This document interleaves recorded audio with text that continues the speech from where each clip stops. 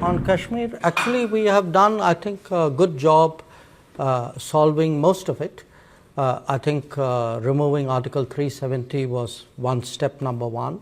Holding elections, which were done with a very high turnout, was step number 3. I think the part we are waiting for is the return of the stolen part of Kashmir, which is on the under illegal Pakistani occupation. When that's done, I assure you, Kashmir solved. Take a gentleman here on the aisle. Yep. My name is Nisar. I am an author and a journalist. Let me make you a little nervous, Your Excellency. Thank you very much for your dissertation. Yeah.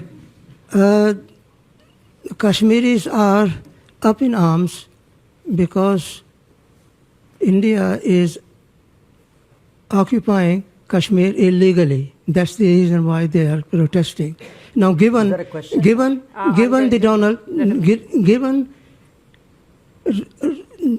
Mr. Trump's zeal for striking peace and peace deal, can Narendra Modi use his friendship with Donald Trump to solve out the problem of Kashmir? There are 1 million soldiers stationed in Kashmir to control 7 million Kashmiris. So what are you going to do about the Kashmir problem? Okay, you haven't spoken about it. Can we just capture the question there? Thank you. Look, on Kashmir, actually we have done, I think, a good job solving most of it. I think removing Article 370 was step number 1. Then restoring growth and economic activity and social justice in Kashmir was step number 2. Holding elections, which were done with a very high turnout, was step number 3.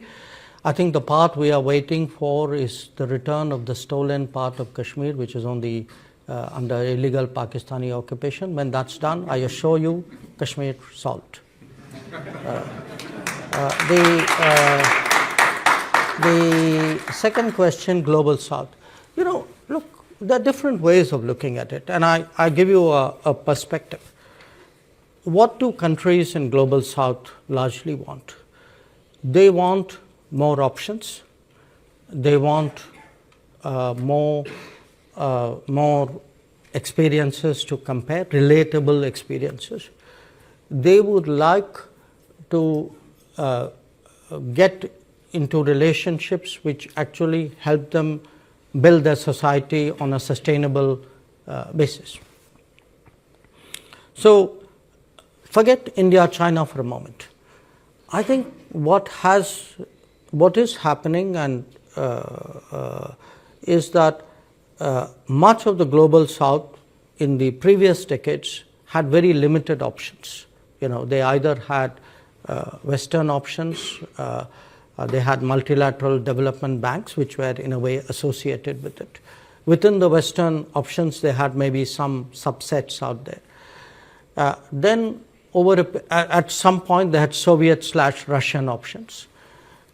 Then you had a set of China options. Now today, if there are Indian options, I would argue that actually it's better for the Global South. It's not worse, because they now have many more possibilities to choose from. They will be in a position to evaluate which of these options and which of these relationships somewhere fit into their growth aspirations. And I can certainly say, you know, where India is concerned, we have today projects in almost 80 countries of the Global South. We have delivered actually about 600 significant projects in the last many years. And I do think that by doing so, I mean, obviously the partner country is benefited, but it also strengthens the hands of the partner country in dealing with other relationships. So I would not put this negatively at all.